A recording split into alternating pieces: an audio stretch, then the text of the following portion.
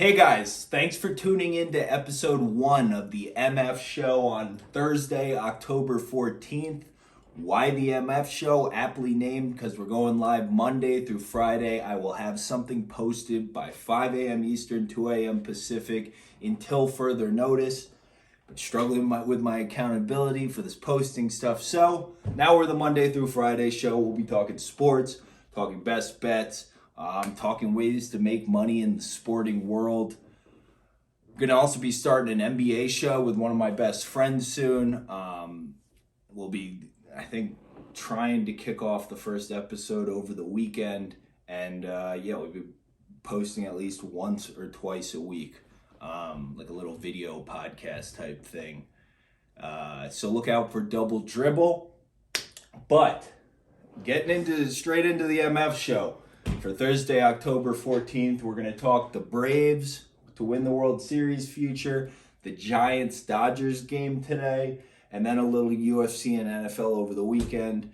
I think we're going to do Friday. We'll do like a full, going through the full UFC Vegas 40 card, and then some Bellator 268 too, because there's some very intriguing fights there. But let's dive right into this Braves World Series future. Somewhere in like the link tree or somewhere else will be the tracker for all this stuff. The Double Dribble show with my buddy as well.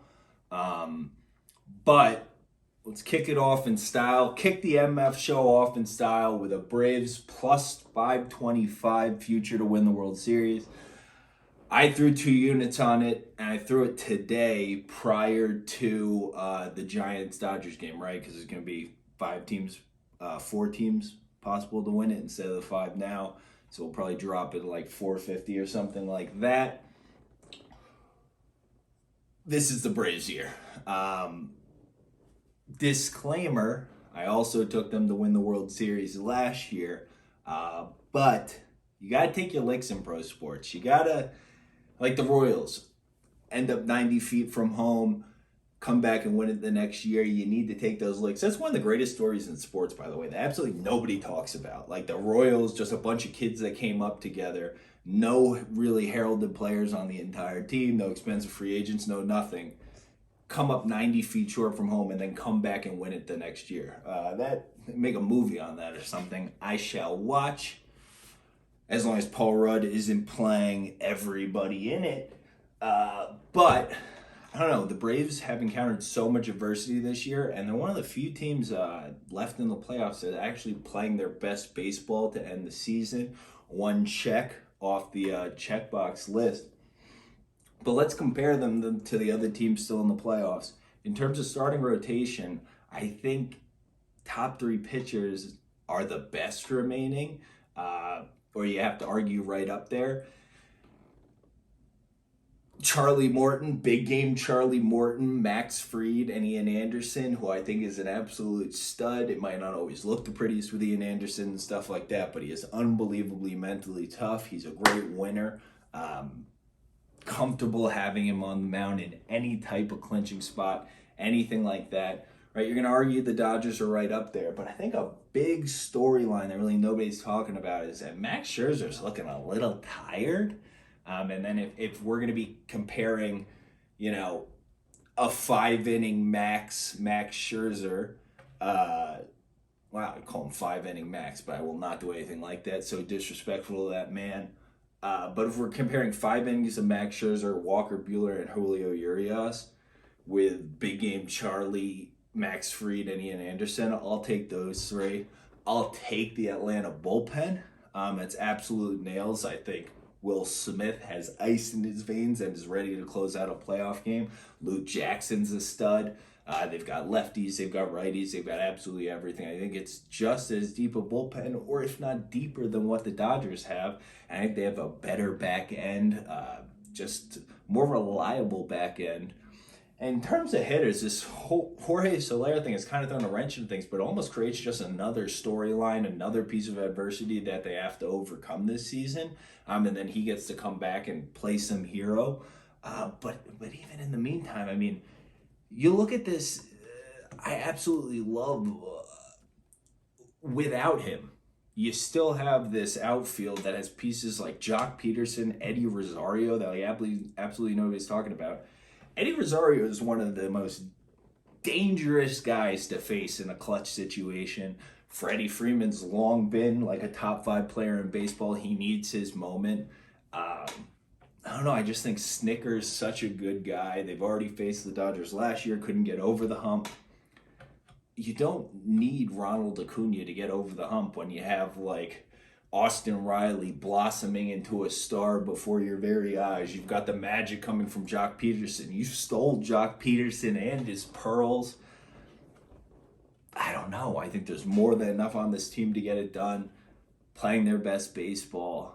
I don't know. The Dodgers, like, they're the other threat, right? The Red Sox. Way too flawed. I love the Red Sox. Took them last series. Posted stuff about taking them in games last series. The pitching's not going to be enough because they don't have the bullpen, and then you're going to have these superhuman performances from young starting pitchers over and over again. Like, Hook and Pivetta aren't pulling a Price and Sale type of thing where that's going to be what gets you across because the bullpen's not good enough. And I don't know, man. JD Martinez is limping him across as far as he can. Bogarts isn't looking great to me. I don't know. Devers is hurt. They're just kind of limping as far as they can. I think the Astros are probably still going to be dealing with whatever karma comes down that pipeline. I don't think they're pitching strong enough either. The biggest worry is the Dodgers. I just don't really think the Dodgers came to play this season. It's almost like they never tuned in, like never quite found the frequency. The Braves are playing better baseball. Braves have the best bullpen remaining. I think Braves might have the best 3-starter combo remaining. And Braves have some damn clutch hitting. Snicker's a good guy. He might not be like the smartest guy, whatever, but he's a good guy. I think they get it done. I think it's a really good story. In Atlanta, this is your year, paid their dues, and here comes the Atlanta Braves championship. 2021 World Champion Atlanta Braves. Today, so let's take that at like the plus 525 today, right? We said it before, but 5 teams remaining as of today. After the Giants and Dodgers play tonight, there will only be 4. The odds inevitably have to get worse. And I don't think it matters who they're playing. I actually think, speaking of the other 1 team remaining, I think it's the Giants that get through today with Logan Webb over Urias. I think the Giants are an even better matchup for the Braves, right? The Braves, I just think, are almost like a better version of the Giants. Like, the Giants aren't closing out the playoffs with like Alvarez, McGee, and like some rookie on the back end. Their bullpen isn't far enough along to be what they want to be in this situation. Like, that's what they won all those championships on year over year after year after year after year, right? Like Romo, Affelt, and whatever, when they won the 3 of 5. I just don't think the bullpen's going to be sturdy enough because it's not like the hitting's enough to separate them. I don't think it's starting. I love Webb, but the starting pitching as a whole isn't enough to separate them. So, I don't know. I just don't think they're better than the Braves in any way either. But today, Webb versus Urias. If Urias is going to be a slight favorite in this spot, Webb's the better pitcher. He just is. And as we said, we don't think the Dodgers really even came to play this season. I don't know. You saw last game, just like all those little plays, like the little plays you need to make, like Duggar's catch, Brandon Crawford's catch in that tie. They're just a little more tuned in. I think Webb, I mean, you saw how he pitched in the first game. This kid's a stud. It isn't something. This kid is an absolute stud. I think the lefty bets will hit Urias enough. Just sprinkle some money line because they are the Dodgers. And you just have to give Mookie Betts his respect. If nobody else on the team, you're giving Mookie Betts the respect. Don't think it matters, though. The Braves are beating whoever this plays. The Braves are winning the World Series. Moving on to some one UFC play that I know will be on this weekend is Carlos Felipe over Andrei Arlovski. He is sitting somewhere. You can get him at minus 105 up to minus 125 now. Anywhere in between there. He's going to close as a favorite, though. So if you can get anything like minus 115 or lower, I think it makes sense to take now. I didn't even take any of the minus 1. I took a minus 112. So far. I think it's a really good matchup for Felipe. the biggest thing, Arlovski's going to try and use his movement, right? In all these fights, like you're seeing, his last four have been against Felipe Lins, Tanner Boser, Tom Aspinall, and Chase Sherman. 3 garbage cans and Tom Aspinall. I mean, I guess Boser's not really a garbage can, but he's a Canadian. Can't really trust Canadians in fights. And I think there was a little too much of the starstruckness with fighting the legend Arlovski that Felipe is not going to have here. But in all these matchups, people allowed him to kind of, besides Aspinall, he just kind of jumped on him. And I think there wasn't that reverence there because he's one of Aspinall's heroes. If there wasn't a reverence there, I think Aspinall finishes him in like 2 minutes or something. But everybody else kind of allowed Arlovski to move around the outside, kind of play his game, be the more experienced striker, and just kind of use his experience to win those fights. I think this is going to be very different. You're also seeing like Lynn's complete trash can. We said that about Boser, but I mean Chase Sherman. In this spot, I don't think Felipe is going to let him have as much distance. He's going to close this distance, and especially in the small cage. If you're thinking about Felipe, and maybe you're thinking like maybe he might be a little too slow to close the distance, a little too plotty. First of all, rewire the image a little bit in your head. The last 2 fights have been in the small cage. I mean, it's been the big cage. He fought on, I don't know, like a UFC 263 or something, and then one of the times in Abu Dhabi, I think on the Holloway card. So he's been in a big cage the last 2 times out. If you think more back to the Yorgan De Castro fight, he was really good at, it looked much more like he was like much more smothering, much harder for De Castro to find any space. He also fought in the small cage in the Spivak fight, but it doesn't really matter, right? Because he probably was the one that wanted to keep more distance in that fight, not get taken to the ground. But small cage will aid him in this matchup. As Arlovski's trying to move around and stuff like that, Felipe is just gonna he's got pretty good head movement, like this side to side. He's used that to close the distance. And Arlovski kind of throws, I know he got hand surgery recently, so maybe that'll change the way he's been throwing his right since his last however many fights.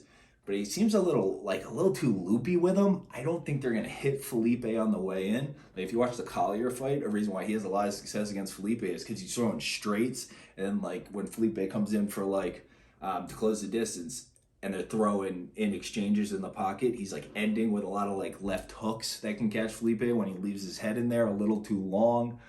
Definitely susceptible in combos, leaving his head in there a little too long, but that's not really what Arlovski does. He's going to be trying to do that pick and move thing. And I think Felipe is just going to be able to back him at the cage, back his back to the cage, which it seems easy to do anyways. Against any of these guys, like before that, you see the Sakai fights. Sherman's able to back him down. Most of these people are able to back him down. They're just not doing what they need to do. Like Aspinall is the only one who kind of teed off when he got him up against the cage, like Felipe is going to do. If you see Felipe actually, in my head, it's like a lot more like pitter patter, just like he doesn't have the power and stuff. He's throwing some pretty heavy leather against Collier early in the fight. It's just not hitting. I think he's just going to be able to tee off against Arlovski up against the fence. If you look at his Instagram, he slimmed down a bunch. His face is a lot skinnier, moving in the opposite direction I am. About to start working on it. But I think it'll help him keep up with Arlovski's like chip and move approach. I think they also have an out card in a close decision because Felipe seems to know where the UFC's bodies are hidden. Like a guy who doesn't get a ton of finishes, they kept for a few years while he had a PED suspension. And now he seems to win every close decision. I don't know what he knows, but I'd like to know. But I like it this time either way. I might even sprinkle. I feel like tons of people seem to be on Arlovski in general, obviously, which we like in this spot. But absolutely nobody that's even thinking Felipe's thinking by finish. I want to I haven't been able to look up the props and stuff like that. I just wrote down that note when I was scribbling some stuff down before this. But he's going to have Arlovski in some bad spots. I don't think it's going to be as easy for Arlovski to just he's going to get trapped up against the fence. I think Felipe is going to throw some heavy leather. And I think Felipe is improving. I don't know, it might be worth a sprinkle there. But either way, Felipe minus 115 or under. I think we're taking now. I mean, we'll play it up higher, but all these are available. Makes sense to take now. A couple of spots in the NFL that I will have at least some part of. The Panthers money line against the Vikings. Open as slight favorites. Vikings are taking money. I mean, Darnold looked completely overwhelmed in everything last week. Makes sense. Blowing the big lead against the Eagles. How is that team going to respond? A young team led by a young coach, young quarterback. What's the response going to be like? Watched all their post-game interviews because I did have a little money on the Panthers. I'm going to have money on the Panthers again here. I liked how they sounded. I'm not a Darnold believer. I think it says a lot when you have a great year at college and then your immediate response after having a stellar freshman season is to start a podcast because you live in LA and it's like, I'm cool. And like, I get it. Like getting caught up in things, whatever, but that's just not what you want to see, like behavior-wise, from someone who you think is going to be great. I don't think Darnold's going to be great, but I think he'll be good enough here, and I don't think there would be too much asked of him. But either way, like his responses in postgame and stuff, I mean, it's what you want to hear a quarterback saying, taking ownership. What was wrong? I overthrew stuff. I missed people. I held onto the ball too long. The two young guys that were playing on the offensive line against a really good Philly defensive line, no, they did fine. I just held the ball too long. That's what you want to hear. But I think they're, super run-heavy attack against the Vikings. The Vikings struggled defending the run. McCaffrey should be back. Just get a little bit out of him. But if we can mostly on the ground, keep as much as possible, add at Darnold's grasp, but just like hand the ball off, manage the game, let's win a tight one. The other takeaway that I guess I don't know what Vikings backers think of it, but if you didn't see the little altercation or whatever, interaction between Mike Zimmer and Kirk Cousins at the end of the last game when they kicked the game-winning field goal or whatever, where Kirk Cousins went up and was like doing the "you like that" and going like that to Zimmer, and I don't know, they said it was like, an intense, like he said "you like that bag." It was like a little moment. It looked to me like Zimmer looked fucking pissed off, like, what are you doing putting your hands on me, you little douchebag? I think Kirk Cousins is going to come out and have a bad game. I don't think he's going to have a very good game. I don't know. I don't like the vibes there. I watched a bunch of their interviews too. Very much, I don't know. I don't think they like the play calling. Who is the offensive coordinator for the Vikings? Because a lot of the vibe was like, regardless of what play is called, we have to figure out how to execute it. Like they didn't necessarily agree with the play calling. Who is this offensive coordinator? Clint Kubiak. Gary Kubiak, son. No shit. What did he even do? Like what is your background, guy? Like what did he do before? He was like a quarterback coach while his dad was offensive coordinator or something like that. Yeah, maybe that's why they don't like they probably don't like that coming down either. Oh, okay, he was the quarterback's coach and then he just followed his dad around and was on the Broncos and stuff. Wow. Began his coaching career in 2010 at Texas A&M as an offensive quality control coach.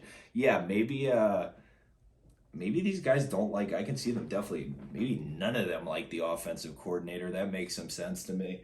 So we'll be on Panthers money line. We'll update that. We'll talk a little more about that. I don't like the college football slate a ton for this week, but we'll talk a little more about that later in the week. The other spot is the Browns for me, pending injuries. Let's see what's going on. Let's see what happens with line movement. I would love for it to get under a field goal, but this is a big brother game for me. Baker Mayfield, Kyler Murray, big brother. Arizona struggles against the run. We saw that earlier in the season, right? In like the Titans game, I want to say, that first Jags game, they've shown some chinks in the armor. Browns can obviously exploit that with their running game. I mean, that was a tough end of the last game, right? Like they're duking it out and it's like a war where people are just dropping left and right. The cornerbacks, they lose 3 cornerbacks or something during that game? Like, made Herbert maybe look a little better. Those cornerback status and then whatever's going on with the offensive line against the extremely potent Cardinals defensive line, I think is what we're watching out for. But as long as, it's neither unit is completely decimated, I like the Browns a lot in this spot, leaning on the run. Baker does enough, makes enough of the big throws. where he gets to have the big brother moment with Kyler. I mean, the Cardinals aren't freaking going undefeated. They need some of these spots. It will be an extremely tough spot for the Browns on Thursday against Denver. What are you doing, Dean? You jumping on the bed? But I like them in this. So Panthers and Browns in NFL. We will talk UFC Vegas 40 and Bellator. But yeah, start this up. So this is the MF Show episode 1. We're out. We will be back tomorrow and every other Monday through Friday for the foreseeable future. Hope everybody has an absolutely wonderful Thursday. And oh, to the champion, oh.